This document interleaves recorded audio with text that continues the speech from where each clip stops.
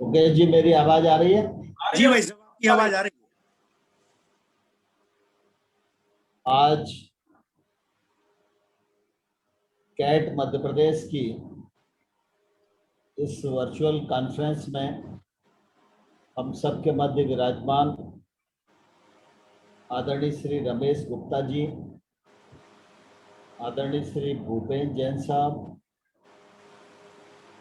श्री सुनील अग्रवाल जी, श्री मुकेश अग्रवाल जी, श्री गोविंद असाडी जी, श्री मनोज चौरसिया जी, doctor Prakash Agarwal जी, पवन जैन जी, सुनील जैन जी, संदेश जैन साहब, स्वप्न अग्रवाल जी, रवि तलरेजा जी, महेश थावरानी जी, कपिल मलैया जी, राजेश अग्रवाल जी, विजय राठी जी, मनोज गुप्ता जी और कैट के अन्य पदाधिकारीगण, सदस्यगण, व्यापारी भाइयों और बहनों, मैं आप सबके मध्य इस अवसर पर संवाद करते हुए अपने आप को बहुत ही प्रसन्न महसूस कर रहा हूं। यह अवसर कैट ने मुझे दिया, इसके लिए मैं भूपेंद्र जैन साहब को हृदय से बहुत धन्यवाद देना चाहता हूं। हम लोग समसामयिक समय पर और विषय पर संवाद करने के लिए एकत्रित हैं। मैं इस अवसर पर आप सबका हृदय से बहुत बहुत स्वागत करता हूं, बहुत बहुत अभिनंदन करना चाहता हूं। वर्ष 20 और 21 संकट के दौर से गुजर रहा है। कोरोना वायरस से हमारा देश भी परेशान है और सारी दुनिया भी परेशान है। कोविड का फर्स्ट फेज और दूसरे फेज की त्रासदी को हम सब लोगों ने भुगता है, अनुभव किया है। उस दौर में परेशानी भी उठाई है, सेवा कार्य भी किया है, अपने अपने दायित्व का निर्वहन भी किया है। लेकिन उसके बावजूद भी हम जानते हैं कि जब त्रासदी आती है तो उसके जाने का समय भी होता है, लेकिन त्रासदी के समय जो जख्म होते हैं उन जख्मों की भरपाई आसानी से नहीं हो पाती। ऐसी परिस्थिति के दौर में आज हम सब लोग हैं। कोविड संकट का सामना सारा देश कर रहा है, अर्थव्यवस्था को भी नुकसान हुआ है और जो भी कामकाज के क्षेत्र हैं, कोई भी क्षेत्र ऐसा नहीं है जो इससे प्रभावित ना हुआ हो। किसी न किसी मात्रा में सभी लोग प्रभावित हुए हैं और इस दौरान बहुत सारे लोग जो अपने थे, जिनकी सेवाएं अभी हमारे देश में, प्रदेश में जरूरी थी, लेकिन असमय काल के ग्रास बन गए, हमको छोड़कर चले गए। उसके कारण भी निश्चित रूप से हम सब लोगों के मन में एक दुख है, उनके प्रति संवेदना है और जिन परिवारों पर यह दुख आया है उन परिवारों के दुख की सीमा का अनुभव वे ही लोग कर सकते हैं। हम तो सिर्फ संवेदना ही व्यक्त कर सकते हैं। लेकिन ऐसे तमाम सारे बंधुओं के प्रति मैं अपनी ओर से कैट की इस सभा में विनम्र श्रद्धांजलि अर्पित करता हूं और ईश्वर से कामना करता हूं जो हमारे भाई बंधु इस दौरान हमसे बिछड़े हैं, प्रभु उनको अपने चरणों में स्थान प्रदान करे और उनके परिवार पर जो ये महान दुख आया है, इस दुख को बर्दाश्त करने की शक्ति प्रदान करे। इतिहास इस बात का साक्षी है कि चाहे व्यक्ति हो, चाहे संस्था हो, चाहे देश हो, एक सदी पूरी होते होते इस प्रकार की त्रासदी के दौर से गुजरना ही होता है। हम सबके सामने ये त्रासदी आई है, हम सब लोगों को इस त्रासदी से सावधान भी रहना है, इस त्रासदी से जूझना भी है, इस त्रासदी से बचना भी है और इस महामारी से दूसरों को बचाना भी है और इस पर विजय प्राप्त करना भी है। आप सब ने अनुभव किया होगा कि जब पहले गत वर्ष कोविड संकट आया था तो उस समय इस संकट से निपट पाए, इस हालत में देश और देश की स्वास्थ्य सुविधाएं हमें संरक्षण नहीं देती थी। परिणाम स्वरूप बहुत सख्ती बरतते हुए प्रधानमंत्री जी ने केंद्रीय आपदा कानून का इस्तेमाल किया और पूरे देश में लॉकडाउन घोषित किया। लॉकडाउन घोषित होने के कारण संक्रमण के विस्तार से हम बच पाए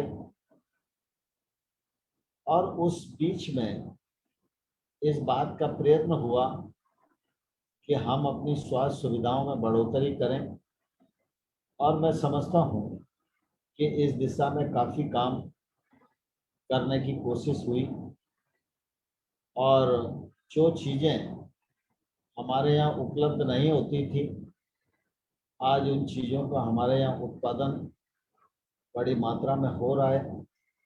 हेल्थ फैसिलिटीज़ बढ़ी हैं, बेड बढ़े हैं, उपकरण बढ़े हैं और इस संकट से जूझ सकें, इस दृष्टि से हमारी क्षमता और हमारा मन भी, आत्मबल भी बढ़ा है। पिछली बार आप सबके ध्यान में होगा कि जब लॉकडाउन हुआ उस समय कोविड का संकट था, लोग अस्पतालों में भर्ती थे, बेड की कमी थी, लेकिन आप सबके अनुभव में आया होगा कि जो सरकारी अस्पताल थे वे सरकारी अस्पताल ही वर्किंग में थे, निजी क्षेत्र के अस्पताल लगभग सेवा में नहीं थे, क्योंकि सबके मन में डर था कि इस कोरोना वायरस से निपटने के लिए हमारे पास साधनों की कमी है और अगर डॉक्टर ही संक्रमित हो जाएंगे तो फिर दिक्कत आएगी और इसलिए निजी क्षेत्र के अस्पतालों का जितना योगदान पिछले बार होना चाहिए था नहीं था। लेकिन इस बार आप सबने अनुभव किया होगा कि सरकारी अस्पतालों की क्षमता तो एक तरफ बढ़ी, लेकिन निजी क्षेत्र के अस्पताल भी इस संकट के दौर में हमारी मदद करते रहे और उसका लाभ भी निश्चित रूप से इस बीमारी से निपटने में हम सब लोगों को मिला। लेकिन यह दौर दूसरा एकांक आया, यह पिछले बार से तीव्र था और इसकी डिग्री ज्यादा थी। इसके कारण जिस पर इसका प्रभाव हुआ बहुत तेजी के साथ हुआ। परिणाम स्वरूप ऑक्सीजन की कमी महसूस की गई, रेमडेसिविर इंजेक्शन जैसी दवाइयों की कमी महसूस की गई। लेकिन आप सब ने अनुभव किया होगा कि इस संकट के दौर में भारत सरकार ने राज्य सरकारों के साथ मिलकर, जनता जनार्दन और समाज सेवी संस्थाओं के साथ मिलकर इस परिस्थिति को भी युद्ध की तरह लड़ा। मुझे ध्यान है,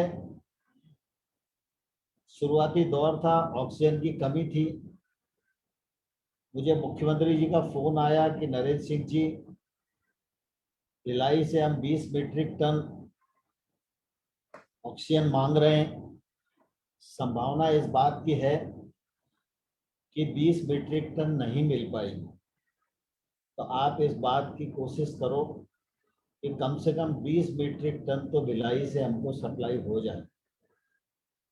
मुझे कहते हुए खुशी है, क्योंकि मैं जब केंद्र सरकार में मंत्री बना था तो सबसे पहले स्टील और माइंस मिनिस्ट्री मेरे हिस्से में आई थी, और इसलिए भिलाई हो, बोकारो हो, राउरकेला हो, आसनसोल हो, ये सारे के सारे सेल के जो कारखाने थे, इनके बीच में मुझे काम करने का कुछ समय अवसर मिला था। तो मैंने जब बातचीत की तत्कालीन मिनिस्टर धर्मेंद्र प्रधान जी से, तो धर्मेंद्र प्रधान जी ने कहा कि मैं तो बाहर हूँ और मैं आपके पास ऑफिसर को भेजता हूँ, और आप बातचीत करके इसको जो अधिकतम करा सकते हो करा लो, आपको अनुभव भी है। तो मुझे कहते हुए प्रसन्नता है कि जो 20 मीट्रिक टन की हम मांग कर रहे थे, वो भिलाई से 112 मीट्रिक टन ऑक्सीजन हम लोगों को, मध्य प्रदेश को आवंटित की गई, और 30 टन बोकारो स्टील प्लांट से भी हमें दी जाए, यह भी आवंटन स्टील मिनिस्ट्री ने किया। जब ये भी कम पड़ने लगी तो अब बोकारो स्टील प्लांट से लाना यह कठिन काम था।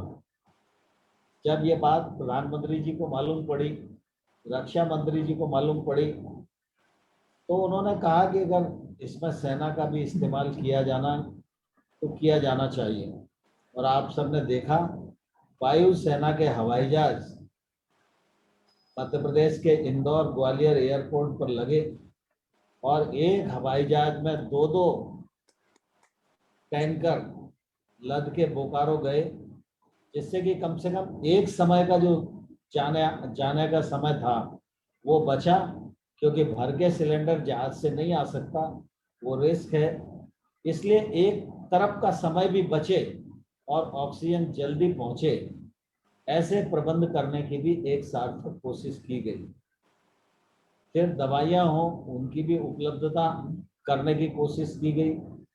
हम सब लोग इस बात को भलीभांति जानते हैं कि हमारे यहाँ जरूरत हो ना हो, लेकिन कई बार ऐसी परिस्थिति खड़ी हो जाती है कि एक व्यक्ति ने कह दिया कि भाई ये इंजेक्शन लगेगा तो ठीक हो जाएगा। अब सब जानते हैं कि रेमडेसिविर इंजेक्शन, उसके आफ्टर इफेक्ट भी हैं, और हर व्यक्ति को लगना जरूरी भी नहीं है। लेकिन उस समय ऐसा हुआ कि हर व्यक्ति को ही चाहिए, तो आपाधापी मच गई, उसके कारण एक संकट खड़ा हुआ। लेकिन उस संकट की भी पूर्ति हुई। आज पर्याप्त मात्रा में मध्य प्रदेश में रेमडेसिविर पड़े हुए हैं और किसी को जरूरत नहीं पड़ रही। इसी बीच में ब्लैक फंगस आ गया। ब्लैक फंगस के लिए भी कल ही रात को 6000 से अधिक वायल मध्य प्रदेश के लिए आवंटित हुई हैं। हमारे यहाँ लगभग 1000 मरीज हैं, और उसका भी प्रबंध निश्चित रूप से किया जा रहा है। लेकिन मैं आप सब लोगों को कुल मिला के ये कहना चाहता हूँ, कोविड का जो संकट है ये अभी टला नहीं। अभी जो कोरोना कर्फ्यू लगा, उसके कारण इसके विस्तार में रुकाव आया है, लेकिन आने वाला कल सावधानी बरतना यह हमारे लिए जरूरी है। और इसलिए हम जिस क्षेत्र में काम कर रहे हैं, उस क्षेत्र में काम करते हुए भी क्या क्या सावधानी बरती जा सकती है, क्योंकि हम जानते हैं जान है तो जहान है। जान ही नहीं बची तो दुनिया का सारी चीज़ें हमारे पास उपलब्ध हो तो उसका हम उपयोग भी कैसे करेंगे। तो इसलिए इस समय कोविड प्रोटोकॉल का पालन, आवश्यक सावधानियां उनकी पालना और खुद भी करना, दूसरों को भी प्रेरित करना, यह निश्चित रूप से हम सब लोगों का दायित्व है। जब इस प्रकार की महामारी होती है तो इसके विस्तार को रोकने के और इससे मुक्त होने के दो ही उपाय हैं। सब दवाइयां इसका उपाय नहीं है। दवाई तो कुल मिला के अगर लंग्स पर असर होता है तो सामान्य तौर पर जब भी लंग्स में निमोनिया होता है तो हम इलाज कराते ही हैं, तो इस बीमारी का भी असर लंग्स पर ही जाता है।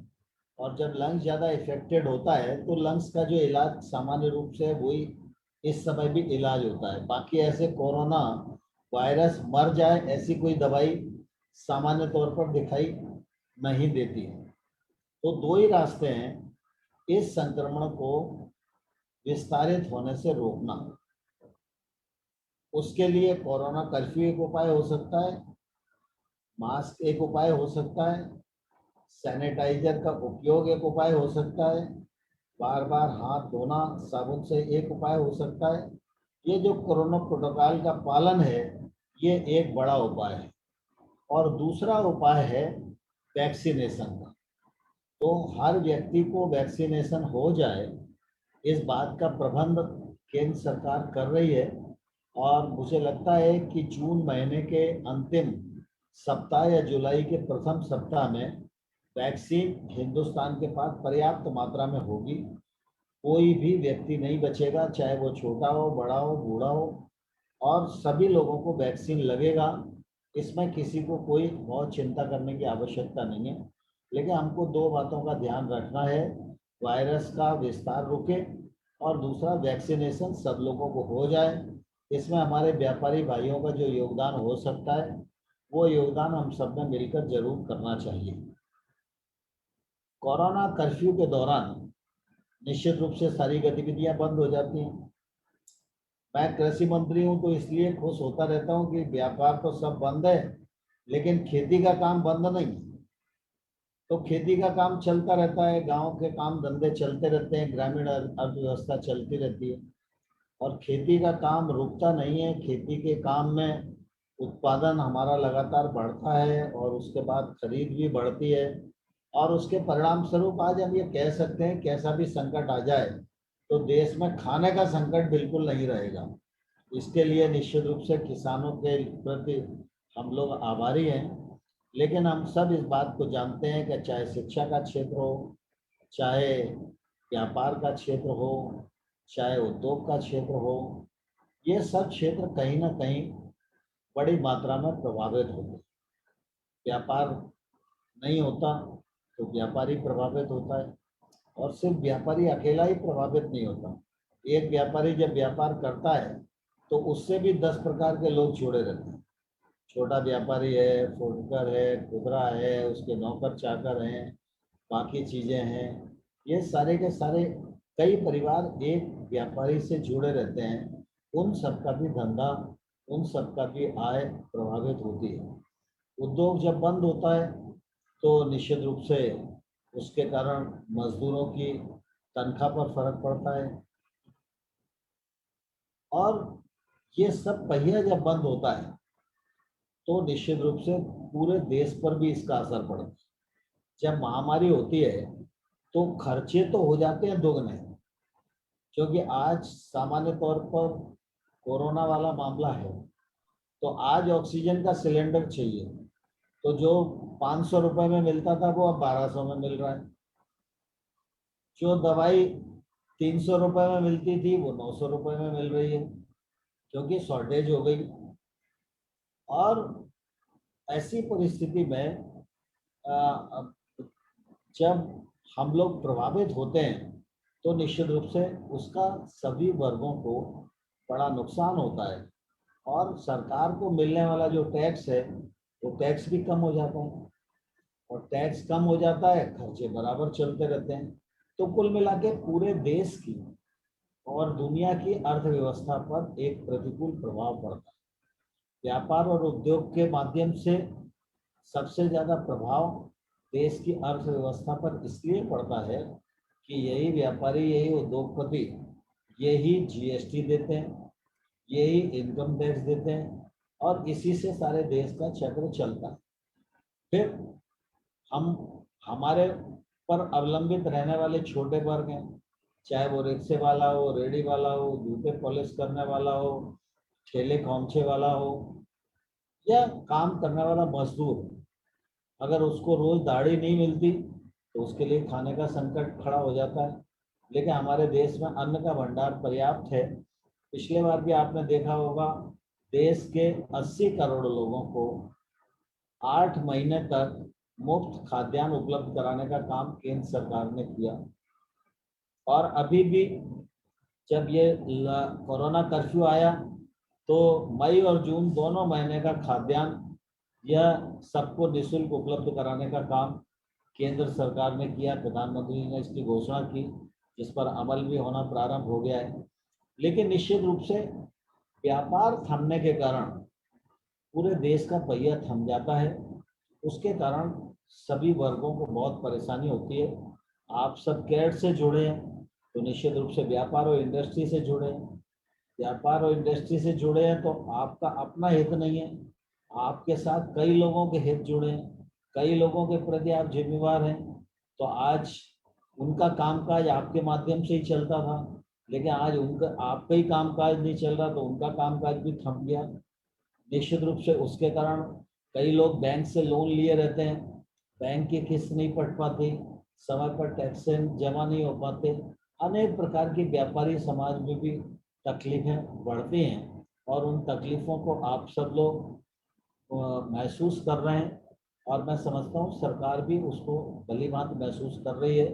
लेकिन हम सब लोगों को मन में ये विश्वास रखना चाहिए कि देश के समक्ष कभी कभी ऐसी परिस्थितियां आती हैं जिन परिस्थितियों का मुकाबला सबने मिलकर करना होता है।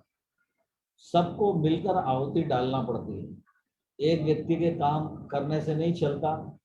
प्रधानमंत्री एक स्थान पर बैठे हैं तो कुछ निर्णय कर सकते हैं, कुछ सहूलियतें दे सकते हैं, कुछ चीज़ों की उपलब्धता को बढ़ा सकते हैं, कुछ दिशा दे सकते हैं, कुछ कानून का पालन करा सकते हैं।